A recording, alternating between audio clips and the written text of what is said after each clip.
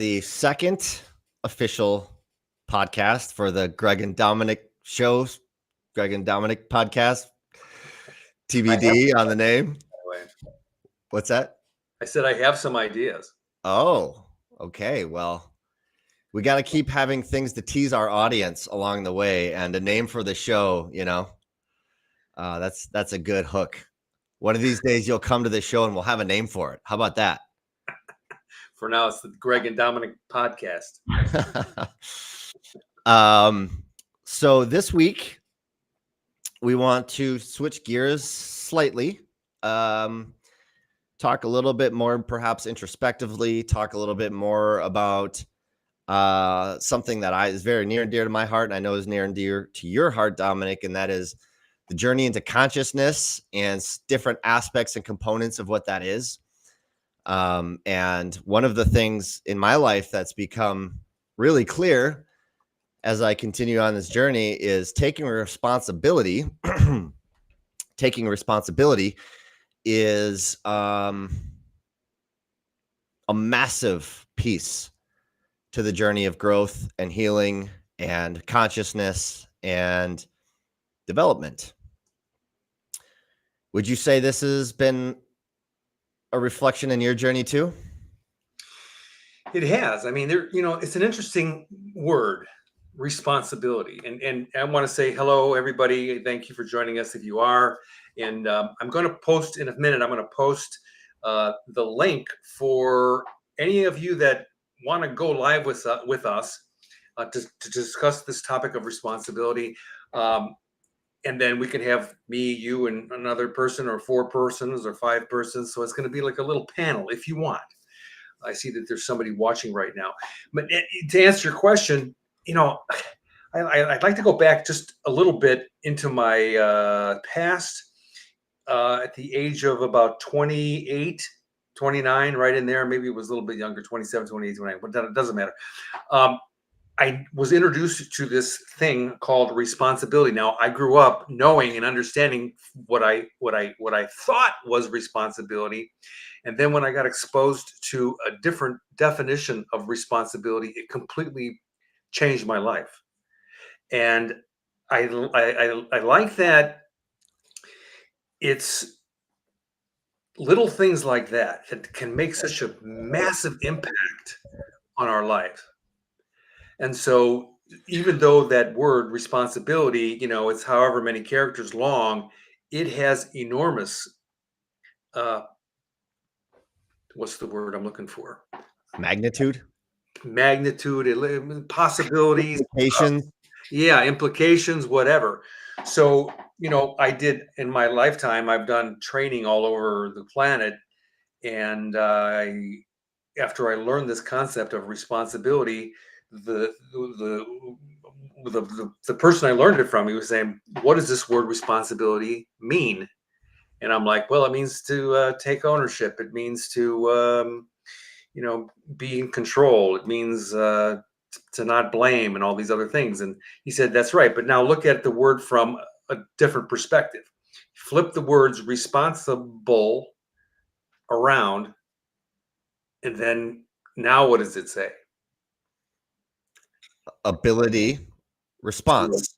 Right. Ability, response, or ability to respond. And it was like, that was the moment, right? Those aha moments when the top of your brain blows off your head. It's like the ability to respond. And it's like, it was at that moment I was like, oh my God, that's right. I have the ability to respond to anything, any place, anywhere, at any time, in any way that I choose. And I was like, holy shit, I'm in charge of my life. Mm-hmm. And that's kind of where the whole journey began for me. Yeah, I relate to that. And when you describe it like that, what comes to mind is, how do I say it? So if I don't have, what's the antithesis of it, right? If I'm not having the ability to respond, then what is responding? Some habit, some ingrained pattern, some program that's been ingrained in me. And I think, when I think about, you were talking about perhaps what you originally thought of the word.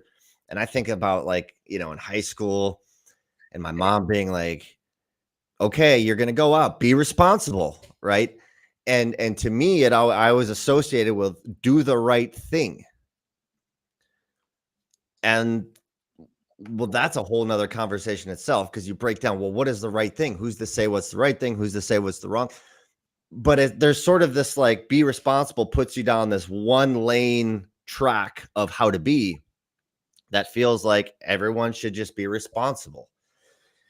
And when you break it down the way that you did, the ability to respond, it requires presence, it requires consciousness, it requires awareness, it requires removing myself from my automated responses and then injecting consciousness to ask myself, how do I want to respond? Mm-hmm.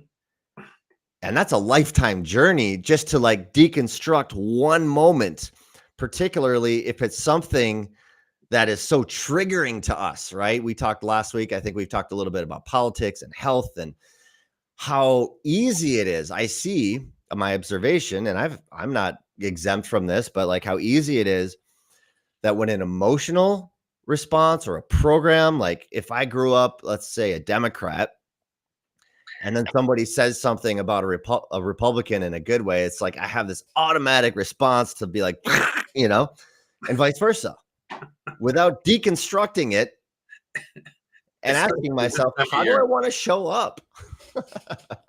Exactly. How do I want to appear? How do I want people to perceive me? How do I want to be perceived? Yeah, and on and on. I think you're right on. It takes a lot of presence to hold on to the fact that we actually have the ability that we cannot lose. It doesn't go away. It's like an innate part of who we are. We have the ability to respond any way we want to. And if we are not, like, keeping ourselves in the like remembering mode that, hey, wait a minute, I don't have to fly off the handle. When I was younger, man, talk about fly off the handle. I was one of those, Italian boys that would just, I was crazy. I'd light up like a Christmas tree, man, all the lights flashing, and I'd call people names and flip them off, and I did all that stuff, and it was all so very much reactionary because I was unaware that I had this ability. Mm-hmm. That I didn't have to react. I could respond from a conscious perspective, like to keep myself aware of that I have that ability. And it's still not easy because there's times where I'll be like, I want to go off. and then and then my wife, or she'll be like, hey, wait, whoa, whoa. Yeah. You have to do that, Dominic. I'm like, I know, but I want to so bad. I want to revert. So I'm curious, right? You brought up your past and maybe having emotional responses. It sounds like you're describing perhaps anger. Would you say anger was a part of an element of your responses, or what would you describe it Yeah, as? I was an angry young man because it was everybody's fault. My life that wasn't working during that period, my mid to late 20s, was not working the way that I wanted it to. And of course, I had no idea about that I was creating the whole thing happening. Mm-hmm. So I'm putting you on the spot a little bit. I hope you're okay with this. Fine. Where did that anger come from? Was that like a learned thing? Was that unresolved sadness in your life? Like, did you have models of people, maybe a father or brother or role models that exemplified anger, and that's how you learned it? Or where did that come from? I mean, it's a great question. I don't really know. I can just describe circumstances, and then looking back and observing, wow, that's the way that I used to react to things. I mean, I was going through a broken marriage. Um, my relationship with my parents were not great. My friends were, some of them liked me. I don't know why, but I was like the guy that was like, okay, I'll be there Saturday morning and I'll help you move. And then I would never show up. I'd get a phone call. Hey, where you at? I'm sick. I was really hungover, but you know, so it was just that time. And I got to a point where I didn't know how to fix it. Mm-hmm. And so I think that's where it all began to build. I had no idea how to turn it around, and it just kept getting worse and worse and worse. And and again, it was like this rude awakening when I learned this new definition of a response ability, and got it that I was creating all the circumstances in my life, not by accident. It's kind of like I mean, unknowingly, completely tripping myself up. Mm-hmm. So that's why I think that word is so powerful. And I've used it in my trainings forever. And people have always like said to me afterwards, like, Dominic, when you talked about responsibility and the ability to respond, it blew my mind. It's like I see it now for the first time. And that's what I think that what when we're doing this, the purpose of this podcast is to support people and having aha moments and having this little, you know, awakenings to um, seeing things from a different perspective. Right. Um, yeah, I mean, 100%. And I wonder, do you feel like, because sometimes when I talk about this topic, one of the responses I get from people is, well, not everything's my fault. How do you navigate that? Because to me, there's a big distinction between fault and blame and taking responsibility. How do you view that? Well, just thinking about the words, I mean, fault.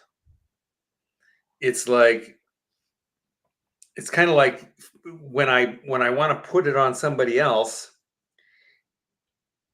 I don't I don't I don't I'm it's like I'm not looking in the mirror, right? So if I consider myself to be my own creator of my own life, the creator of my own life, right?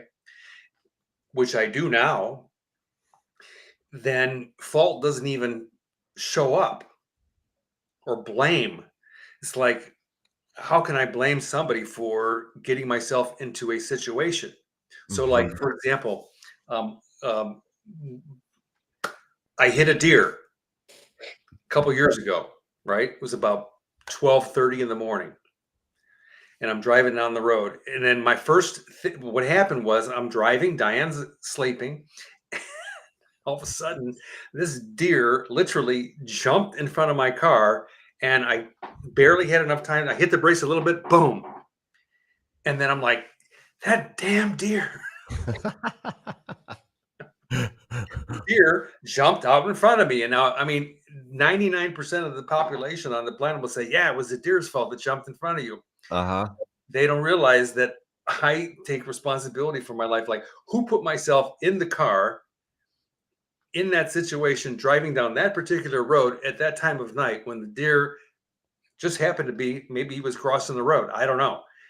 I did that to myself. So who hit who? Yeah. Yeah, the deer was just being a deer. Yeah,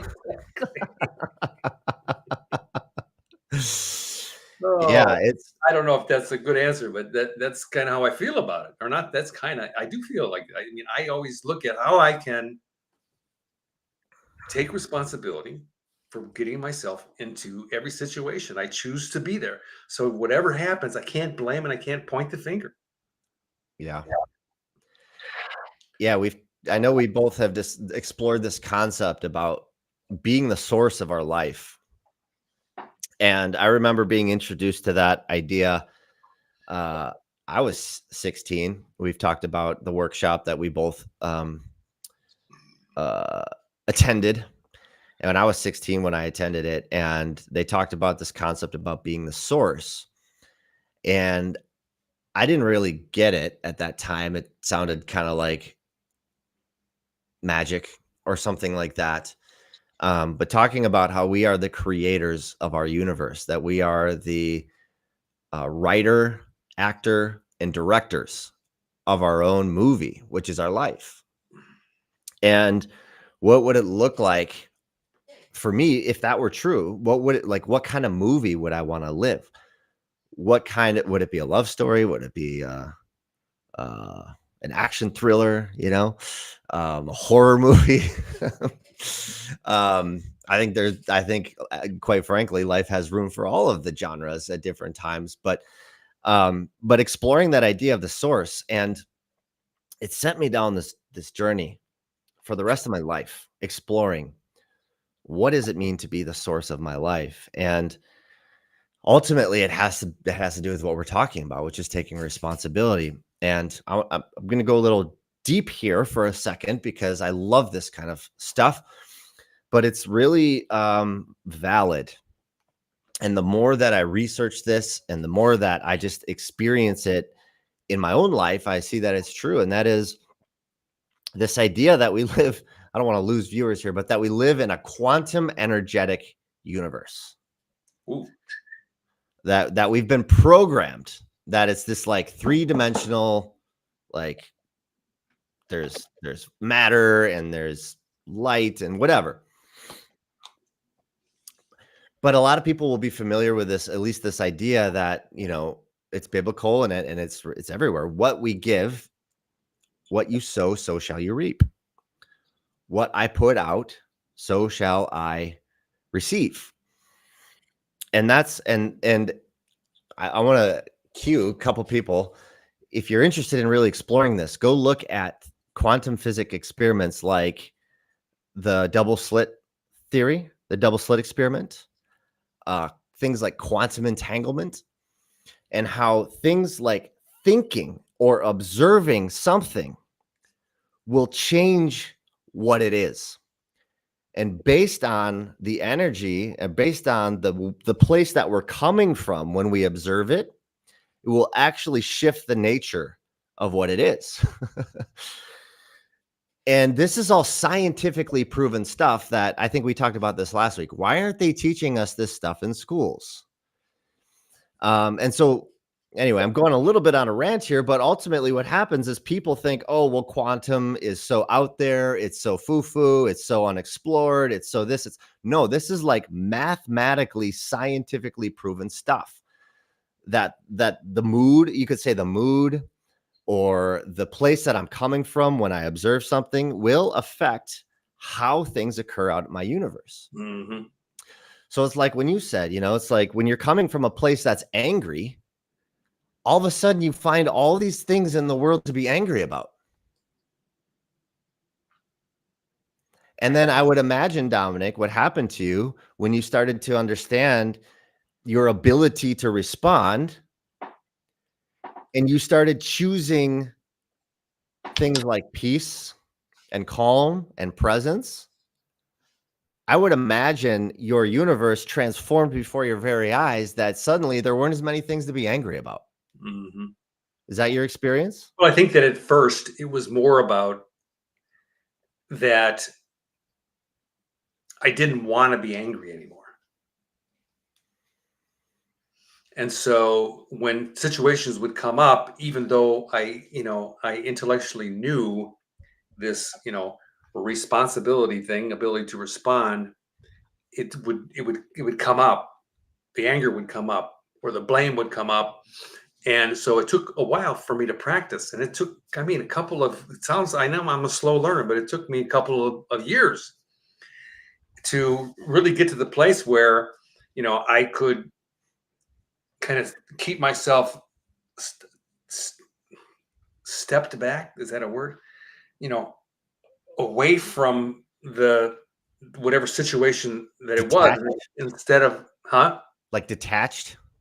Yeah, detached from whatever was going on in that moment in here, and then keeping it all in perspective. And then instead of saying, "Hey, go," you know, I'd be like, "Well, isn't that interesting?"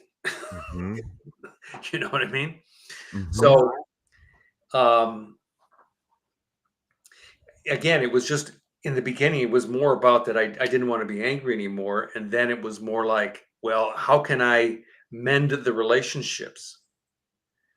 And then from there, it was like, well, I wanted to mend the relationships, and then the next step was, how do I improve more relationships, and how do I affect more people? And now it's kind of like I still have this purpose in my brain. It's like I want to improve the world for all of us, and that's stuck with me for the last 20 some odd years. Mhm. So I'm not so much focused on me anymore. I'm more focused on how can I support and improve the quality of life on planet Earth. Get a And lot of the resistance too. what's that? I get a lot of resistance too. You find that? Resistance, how so? Of, I mean, a resistance to improvement. From yourself or from other people? What do you mean? Like people trying to drag you down? Well, I don't know about dragging me down, but it's like I think that the concept that we're talking about here, back to responsibility, that a lot of people, I should say, most people don't understand that reverse concept. And so, they're where I'm at, they're where I was, you know, 40 years ago. And so when I am attempting to introduce new concepts, there's this like, wait a minute, you don't understand, Dominic. It's not my fault, Mhm. you know. So we were in a controlled environment when we learned this concept, whereas that environment doesn't exist anymore. So to introduce concepts like that one on one is okay in a group. Maybe with a podcast where we can explore it without having having people listen and without having commentary and resistance. Maybe there's a chance that people can actually hear what we're saying. There's a chance. Let it sink in a little bit. I think that's why we're here, right? Yeah, absolutely. And yeah, it's interesting. Ah, I'm losing my thoughts. Sorry. Um, bail me out. I need a Well, second. you were introduced to this concept when you were 16. You're Yeah. 42 right now. Man, that's like 16, 26, 36. That's 28 years ago. How has it changed your life? Yeah. Okay. So dramatically. And it is so nuanced. This is a journey that can be explored, I think, forever. And I remember what I was thinking.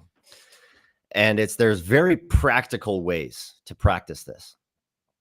Mindfulness meditation has been, for me, arguably the greatest tool to get to know myself and get to know my tendencies and to slow everything down in my brain, because I was talking earlier about really what it's been for the last 26 years is an unlearning.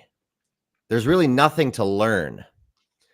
But what I have learned is that I've been bombarded in my brain from outside sources about who I'm supposed to be, who I should be, what does responsibility look like, and that if I didn't fit into some mold, then um then I wasn't okay in my own world.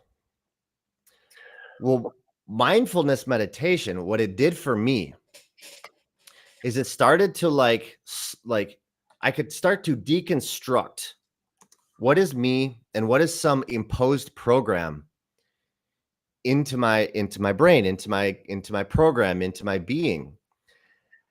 And then it's like through that I could start to explore. So I used to have a major nail biting addiction, and I had it throughout my 30s, like my entire life. Yeah, it's not attractive. Same here. I've done that. and so it's very interesting. And what I believe it is it's a self-soothing mechanism that is buried deeply in my unconscious mind, so that when I feel anxiety or I feel some kind of stress, it's this like automatic response to put something in my mouth to soothe myself, which probably goes back to my childhood and all that stuff, right? But I would sit there and I'd be like, okay, I am not going to bite my nails today. I'm not going to bite my nails today. And then the next thing you know, I'm like doing the whole thing, right? So this is what so I was like, okay, like I need to get smarter about this, because clearly there's something unconsciously running me that I'm not even aware that I'm doing it. Otherwise, I set the intention I don't want to do it, yet I found myself doing it, not even aware I was doing it until I found my hands in my mouth. So how do I close that gap to create in that moment where I right? Where do I inject the consciousness to turn that around?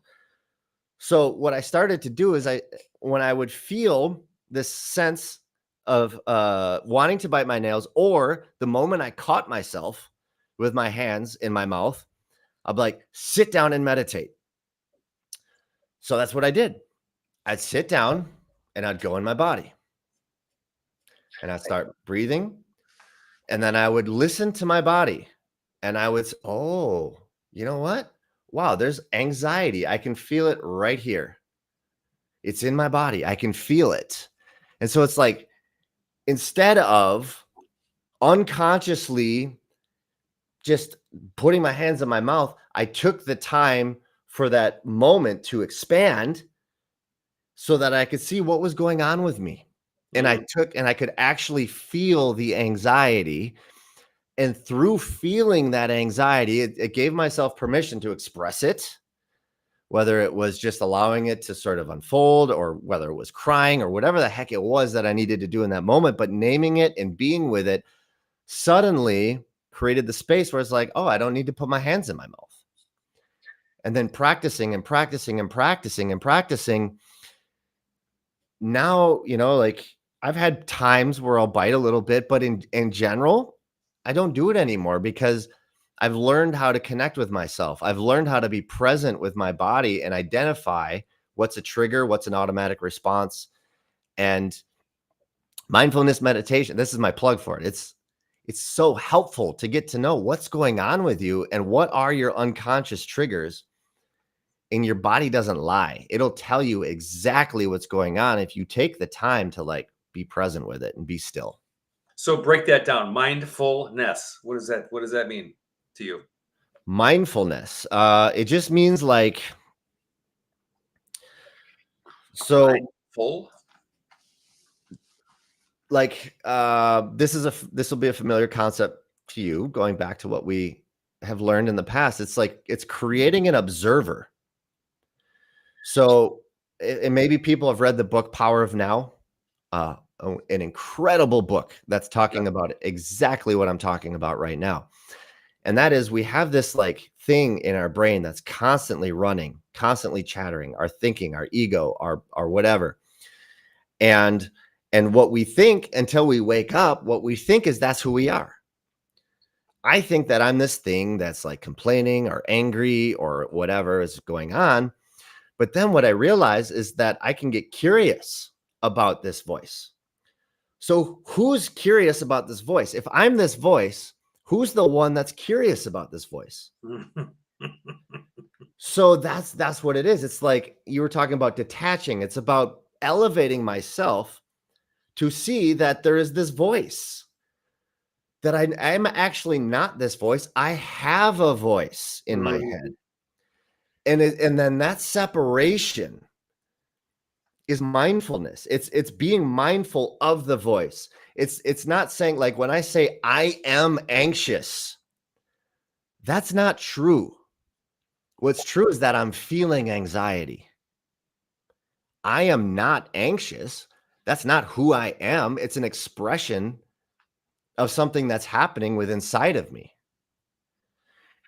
And so mindfulness is that leverage to pull yourself apart from these things that are running ourselves unconsciously. Who is the I that is anxious? Have you heard that before? Yeah, it's the eternal question. And That's right. that's where we can get so amazing in meditation, because all of a sudden you start to realize, okay, I'm observing this. Well, who's the one observing this? Who's the one observing this, observing this? And you start to realize, wow, I am this infinite, expansive being. I am so much bigger and capable and powerful than I could have ever imagined. But we live in I live in this paradigm that the world is out there. And that's not true. And the quantum physics is proving this. The world is in here. Right. Right. And It's the like, more I get to know this, the more that I can see this clearly. well, if you look at quantum physics, right? And I'm definitely not a physicist for sure, but I mean, from what I know, it's like when we look at who we are and we keep breaking it down, it's like looking at, so then there's there's the speck of dirt, and then if you look at it, there's molecules, and then there's atoms, and then there's quarks, and then there's whatever they want to call them, and then it gets down to that the smaller and smaller and smaller whatever element, it's like there's really nothing there. Yeah. It's like space. That's So I mean, the definition that I keep in my brain is like, I'm nothing having an experience. that's what it is. Like, what Yeah. the hell does that mean? You get down to quarks is, I believe, the furthest level down that they have discovered. And when you learn about what quarks are, it's everything and nothing occurring at the same time. It's matter that will pop in, or not matter. It's waves, like little energy waves that simultaneously exist and simultaneously don't exist. And they describe it in colors, and it's like, it gets to be like, what is going on? We don't have a clue what's going on. I think that's the best way to explain it. What's happening? Not a clue. So what does this have to do with responsibility? Exactly. And I think it has everything to do with responsibility, because once I get it, once I really deeply, truly, not conceptually, but experientially understand that the words that come out of my mouth, the thoughts that occur in my brain, genuinely manifest how I experience my reality, well, then it becomes like a little game. I can start to explore myself. Well, what are the words that I say? So I do my best to surround myself with people to help me stay conscious.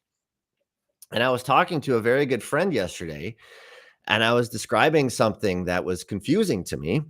And I kept saying, yeah, I don't know. I don't know. I don't know. And he's like, that's right, Greg. Keep telling yourself you don't know, and you're going to not know. And I'm like, thank you. Because that's it. When I tell myself I don't know, I get to live in a world of not knowing. And it's not like about lying to myself. It's about accepting my experience. And then I can shift it to be like, well, what do I want? I want certainty. I can start to ask myself a different question. Instead of saying, I don't know, I can say something like, maybe I don't know right now.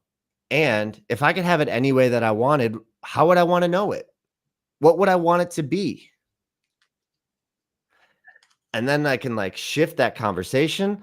I can shift my energy around it, my intention, my words, my thoughts, and do it consciously. And then suddenly that starts to manifest into my reality. Mm-hmm. It kind of reminds me of when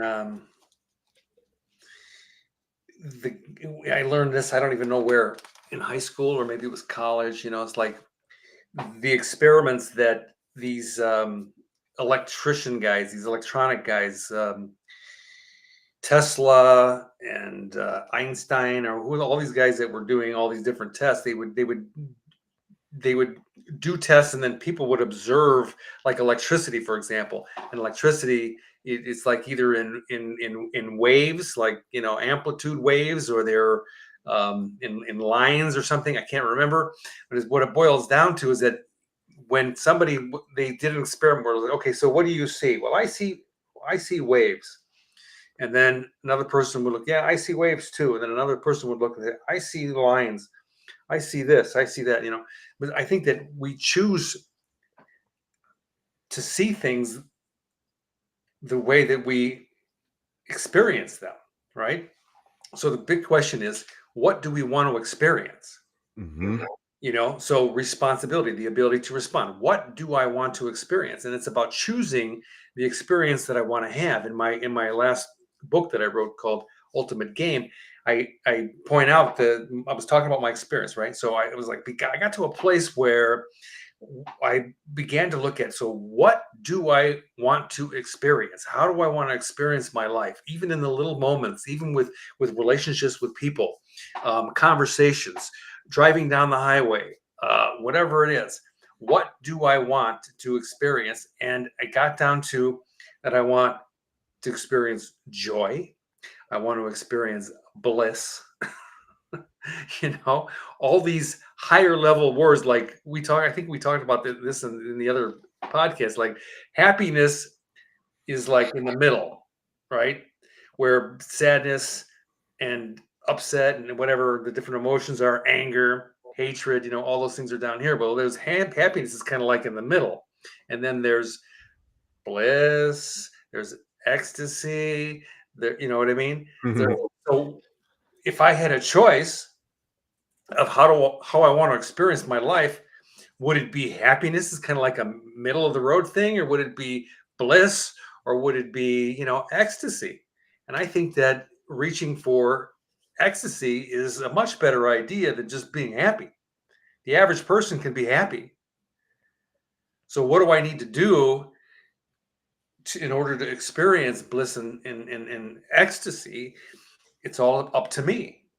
And I think that in my experience, the thing that has helped me more than anything is to look at this word, ability to respond, or these two words, ability to respond, and then begin to reshape my choices so that I'm not constantly tripping myself up, making decisions that turn out bad, Right. So I just had to switch it around. I began to make different choices. And so, I'm in the middle of a journey.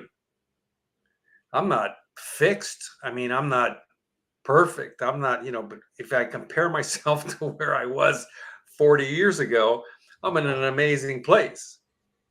So it's a journey. It takes time, and it takes awareness. And I think it takes being curious to learn new concepts, new ideas, be open to fresh thoughts, and not reject things like, well, there's, mindfulness meditation. And people are like, ooh, what's that? Well, it'd be more like, oh, wow, what's that? Mindfulness Right. meditation, curiosity, I think is the juice. Curiosity is the key ingredient to growth, I think. And that's like what I was talking about. And what you were saying, right? You had, like, when you were talking about your anger, it's like you had to get curious. You had to be willing to have that thought in your mind. What would it be like to not be angry? It definitely, what would it be like? Because I didn't know. I literally, that's a perfect statement, because I couldn't remember what it was like not to be angry. That's how angry I was. And that's what happens, right? We become so conditioned. So we have to create that, we have to invert it by being curious, asking ourselves different questions. And I love what you say. Like, it's so important, because I hear people all the time when I talk about mindfulness meditation. Oh, I can't do that. My mind is too anxious. I could never meditate. Okay. That's like saying, I'm so unhealthy, I can't exercise. I'm so unhealthy, I can't eat well. What? I can't control what I put in my mouth because I'm addicted to bread or Right. And I have been addicted to my anxiety unconsciously. It's not like I set out today I'm going to be anxious, right? It was this unconscious behavior. And Carl Jung does some like amazing work in exploring the unconscious and the shadow self and shining a light on our darkness. And I'm gonna maybe butcher the quote, but it's something like people will live their life repeating the same thing over and over, calling it fate until they realize that it's their unconscious that's directing them. And it's like the unconscious, you think about an iceberg. The conscious is like the top 20%. The unconscious is that 80% buried down underneath that's driving and containing almost all of who we are. Mhm. And it's this life, in my experience, a lifelong journey of evaporating that water to see more about seeing more of what's really going on. And it takes courage. It takes a curiosity to be like, what's underneath? And we are conditioned, I believe, so much in society to be distracted by politics or sporting events or our jobs or social media or whatever it is. It's like, I only have Sex, sex. Yeah, music. absolutely. I mean, it's the great, it's the best way to market to people is you get sex in front of people and it's like, whoa, they can't help but not look at it, right? And so then I have to ask myself, like, I only have so much attention I can give. Like if I'm focused on this podcast, by default, I'm not focused on cleaning my messy room right now. Right? So it's like if I'm focused, and I'm not saying sports are bad or any of that, politics are bad. That's not what I'm saying. And what I'm saying is that if I'm focused, if that's my primary thing, is this like charade of TV shows and politics and media and sports, then my attention is on that. And it's not on my unconscious behavior. So there's that lack of curiosity, that lack of willingness to introspect, that lack of like, who am I? If I could start to shed these layers of unconsciousness, who could I emerge? What could emerge from that? Mhm. And people who genuinely start asking, my experience is that people who genuinely start asking themselves that question and start down this path of waking up, of working on themselves, of healing, of letting go of old patterns and programs, it's like they start to observe their life and create their life in a way that they could never imagine, because of course they could never imagine it, because before they were addicted to all these things they didn't even know they were addicted to. Mhm. And It's I don't like, mean to put it on other people. This is my experience. This is me. I'm talking about me. yeah, this word. I mean, for a long time, I struggled with understanding what you said, unconscious. This unconscious part of me, and I came to an understanding, like it's unawareness. So, an example, simple example. So, when I was young, my father was very standoffish at times. He was a construction kind of a guy, and didn't hug a lot, and never said "I love you." Never really expressed himself, and I think that he was just unaware that if he would have done that, that he would have had a completely different experience. And so, in my early 30s, I began to think about my father, and like I became really sad about that didn't know what he didn't know. He was unconscious. He was unaware. So I think that this unconsciousness is really about an unawareness that we have, that curiosity plays a role in bringing us from an unaware and unconscious place to a more aware and conscious place. And it has to do with curiosity, like how do I do this? So anyway, with my father, the short story is that um, I used to go visit my mom and dad all the time, like most people do. And every time I walked in the door, my mom was like, "Oh, sweetie, it's so good to see you." You know, and my dad was like, "How are you?" shaking my hand, and I was like, I wasn't expecting like my father to just to grab me and start kissing me. I mean, it wasn't the point. It was like I just wanted my dad to give me a hug. That was really it. Yeah. So, a friend of mine was like, "Well, next time you go over there, give him a hug instead of shaking his hand." I was like, "How do I do that?" And so, anyway, the next time that I went to see him, he, my mom, "How are you, Dominic? Good to see you. Hug, hug, hug." And my dad put his hand out, and I kind of side swiped his hand and turned around and gave him a hug. And he was like, "Whoa." He didn't know. It was so alien to him, right? It Uh-huh. was like he wasn't aware of how that would feel. He had lost track of it. So I just kept doing that. And finally it got to a place where I would go over there and he would just hug me. And I was like, I got my dad back. Yeah. You know what I mean? Oh man, I love, love, love, love that story. And it resonates so deeply with me too, because same thing with my father. He grew up with a father where um, I love you, or let's go fishing translated to I love you. Yeah. There was no such thing as I love you.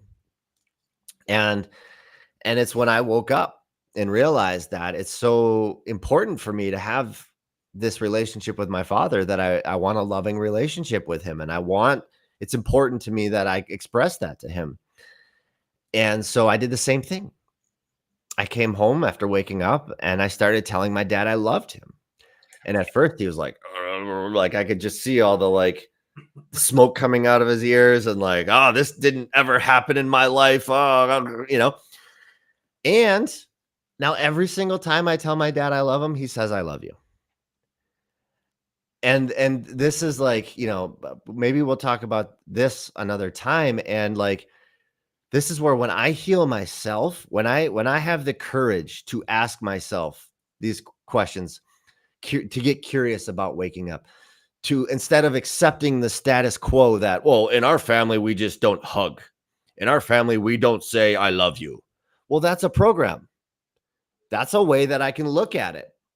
It's old And there's software. nothing wrong with it. And I could live that way my whole life, and I could raise my daughter in a family where we don't hug and right? Or I can take responsibility for loving my dad and loving my dad the way that I want to love my dad. And then as a result, that heals something in my dad too. And now I have an open, loving, affectionate relationship with my daughter where we're very, she gives me hugs and tells me, I love you, daddy, all the time. And my heart explodes every single time I hear it, And it's like, well, what if I had just accepted that I don't tell my children I love them? Hmm. I would have missed out on so much.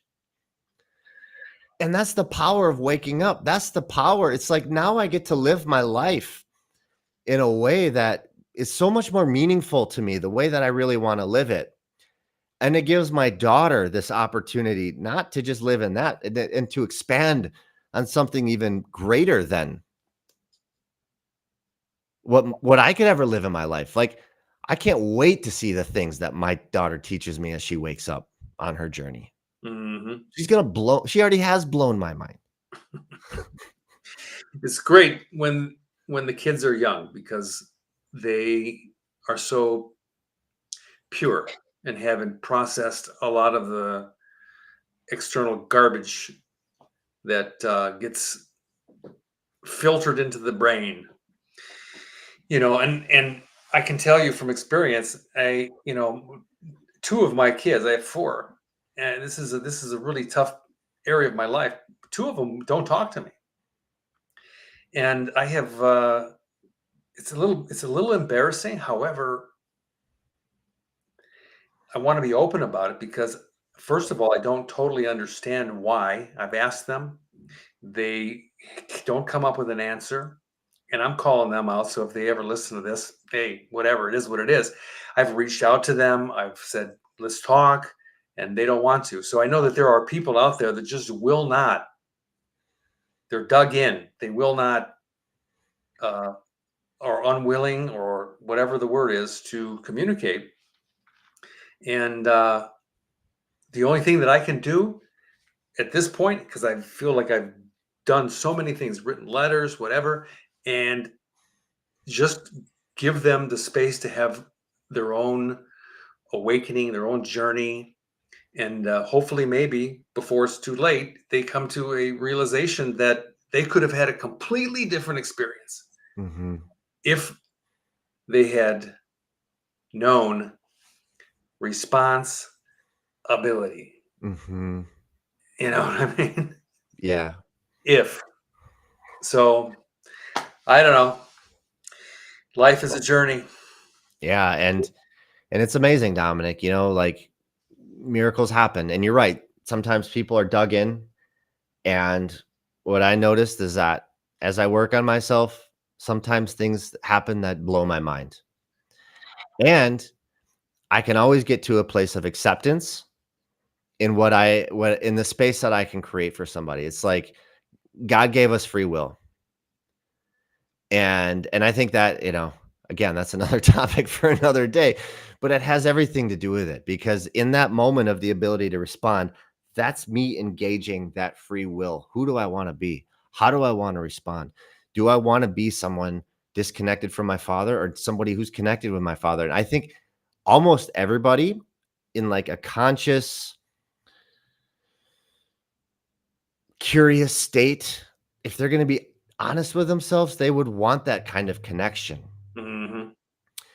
And that's why it's like going back to what I was saying before, like emotions and my body and like how like observing how I respond is such a powerful indication if I'm conscious or not. And I just throwing out another tool that I've learned, and I know you've learned as well, and that is when somebody gives me a piece of information that initially might feel difficult or contradictory. I'm sure we all have experienced this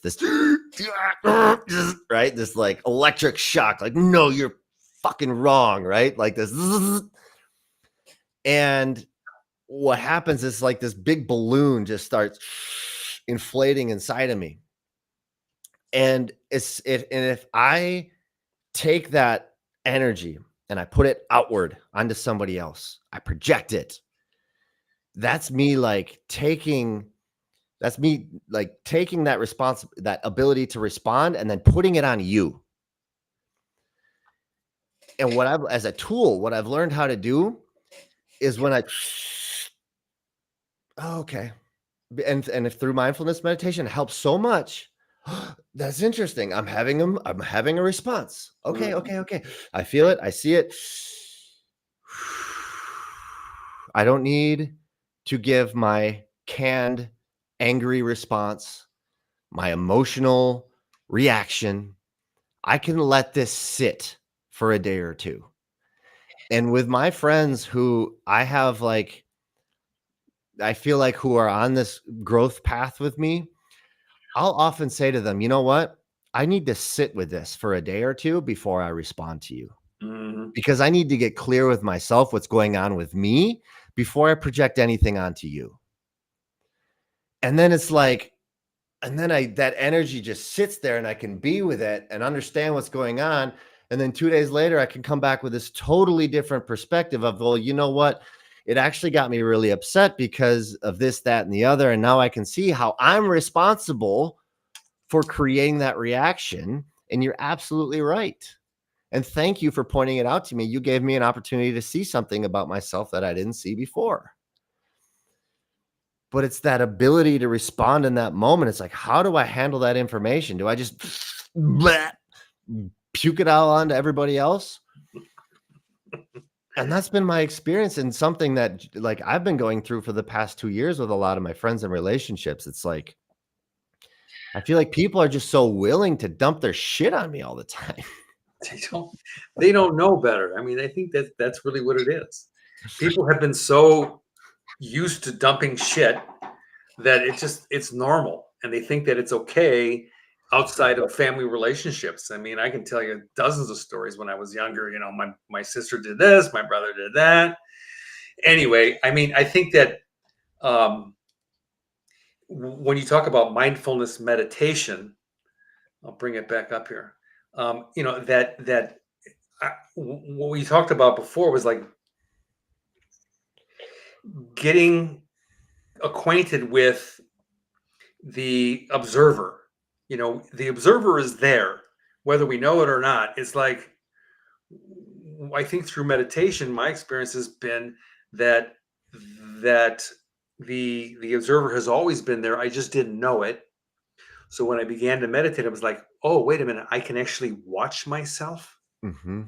and I can watch my thoughts without judging them. And then, you know, that helped me when I wasn't meditating in my, you know, day to day driving down the road, interacting with people, doing my job, blah, blah, blah, that I could carry that observer like thing those interactions. That helped me a lot. And so the observer to me is always there. It's that, am I aware that that is there, you know? Right. Am I engaging it or not? Exactly, exactly. We have a comment here, a couple of comments. I'd like to put them on the screen real quick. Ginger, she said she had never heard her father, her dad, say "I love you," and she said, I said it often. He would shake his head on his deathbed, and he held my hand for a long time. Mm, Well, even though he couldn't say it, I mean, it's not like he couldn't say it. He didn't know how to say it. Maybe he felt guilty. I mean, it doesn't matter. The reason is that when he held her hand, what he was really saying in the end was that, you know, I love you, which is really sweet. yeah. Wow. Synchronicities. I That's a beautiful story, Ginger, and I'm getting teared up right now because I actually had a experience 2 days ago where I thought my dad was on his deathbed, and he was unable to say "I love you" because he just literally couldn't say it. And I was holding his hand, and he was squeezing my hand back, and I knew exactly what that meant. So, "I love you" can show up in a lot of different ways, and what a timely comment. Thank you, Ginger. It's awesome. It's awesome. Yep, that's the truth. So, anyway, good conversation, huh? I love it. We have somebody named Satan or Satan. What did that say? Did you see that? I didn't see it. It said Satan wanted to join the conversation. All of a sudden it was there and then it went away. Holy crap! I want to talk to Satan. I got a lot of questions for him. Well, it's gone now. It's all gone now. Satan. I mean, I said Satan first. It's gone. Anyway, this also reminded me of something that I made up. It's kind of like, I don't know if it's a quote, but it's, we're all on this. Wait, we are all on this journey together. We're all. What did I say? Now I can't even remember what the hell I said. I'll think of it next time. I'll write it down. I got a note right here. We're all on the journey together, but we're alone on the journey. That's what it means. Mm, Because yeah, in my experience, I mean, I can have relationships and conversations and interactions, whatever. But in the all the time, I'm like, I'm on my own, yeah, and we're all having the same experience. and we're all the same. Yep. Okay, man. Great stuff. It was great. Thanks everybody for watching, listening, wherever you're at. My heart reaches out to everybody in Florida, all over the world, different places that are having bigger problems than talking about responsibility. They're being bombed on, and whew, that's a trip, huh? There's a lot going on in this world. A lot. Unconsciousness. And last thing I'll say, it feels like the only way that I can make a difference is by taking responsibility for myself.